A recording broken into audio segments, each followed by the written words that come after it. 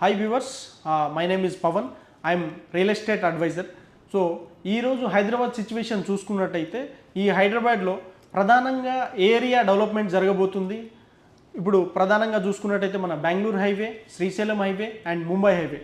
ఈ హైవేస్లో ఏ హైవేలో ఎక్కడ ఎలాంటి డెవలప్మెంట్ ఉంది, రెసిడెన్షియల్ జోన్ ఎక్కడ వరకు డెవలప్మెంట్ జరిగిందో వీటి గురించి మనం ఈ వీడియోలో తెలుసుకోవడానికి ప్రయత్నిద్దాము. అద్భుతమైన డెవలప్మెంట్స్ ఉన్నాయి, చాలా కంపెనీస్ ఉన్నాయి, అన్ని రకాల ఎమ్యూనిటీస్ ఉన్నాయి. మనకు స్కూల్స్ కావచ్చు, కాలేజెస్ కావచ్చు, హాస్పిటల్స్ కావచ్చు, బ్యాంకుల్స్ కావచ్చు, రెవెన్యూ డిపార్ట్మెంట్స్ కావచ్చు.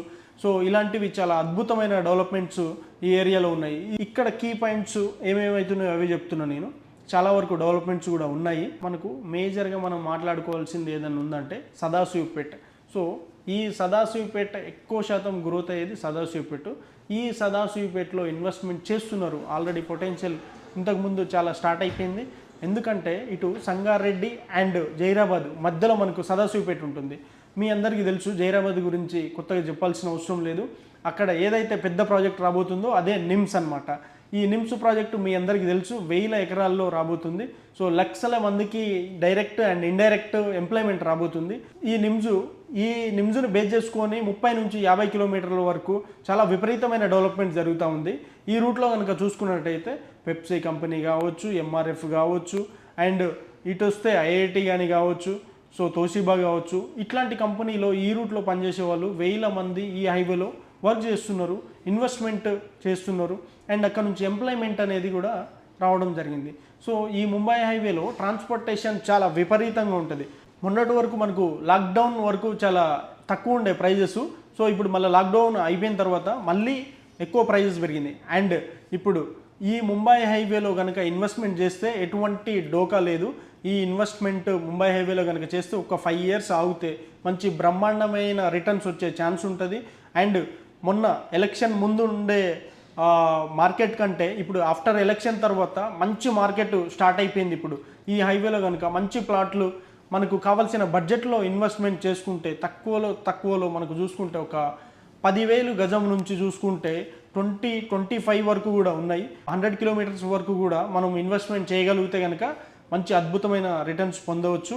టాప్ 3 ప్లేసెస్ కనుక చూసుకుంటే ఫస్ట్ బెంగళూరు హైవే కావచ్చు, వరంగల్ హైవే కావచ్చు, ముంబై హైవే కావచ్చు, సో శ్రీశైలం హైవే కావచ్చు. ఈ హైవేలకు ఎక్కువ ప్రియారిటీ ఇస్తున్నారు ఎక్కువ మంది జనాలు ఇన్వెస్ట్మెంట్ చేయడానికి. సో మేజర్గా ఈ హైవేలోనే మనకు ఎక్కువ వేయడం జరుగుతుంది. ఈ హైవేలోనే గవర్నమెంట్ కూడా ఎక్కువ రెవెన్యూ కూడా జనరేట్ చేయడం జరుగుతుంది.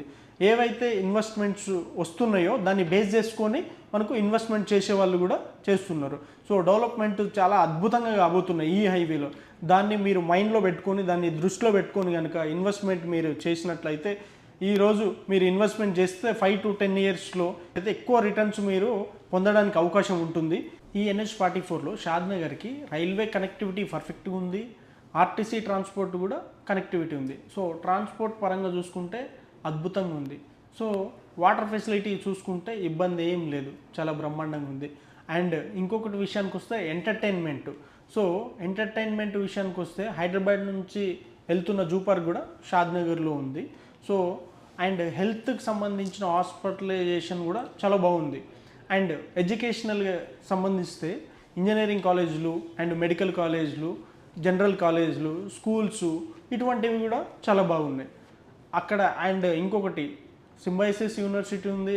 సో ఇవన్నీ కూడా షాద్నగర్లో కెపాసిటీ ఉన్న ఏదైతే హైదరాబాద్ తర్వాత సెకండ్ డెవలప్మెంట్ ఏరియా ఏదైతే ఉందో అది షాద్నగర్ అని మనం చెప్పుకోవచ్చు. టువర్డ్స్ బెంగళూరు హైవే NH44 కావచ్చు, ముంబై హైవే కావచ్చు, శ్రీశైలం హైవే కావచ్చు, వరంగల్ హైవే కావచ్చు, ఈ ఎటువంటి హైవేల గురించైనా డెవలప్మెంట్స్ గురించి తెలుసుకోవాలన్నా కింద కామెంట్ చేయండి.